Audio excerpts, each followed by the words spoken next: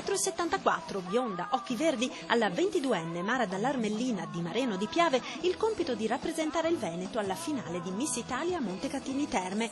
La corona è stata conquistata dalla trevigiana sabato sera a Jesolo al termine di una giornata rovente, oltre che per il caldo, per le polemiche seguite all'eliminazione della vicentina Alice Bellotto, 22 anni, di Romano De Zelino, squalificata per delle foto nelle quali posa senza veli. Io sono stata squalificata, però se noi andassimo a fare un sondaggio su tutte le ragazze che stanno partecipando in questo momento e che fanno il mio stesso lavoro, troveremo degli scheletri nell'armadio. Rabbia ed amarezza per la concorrente vicentina, una delle favorite alla finale jesolana, ma anche tanta determinazione. Non c'è nessun problema, io cavalcherò l'onda.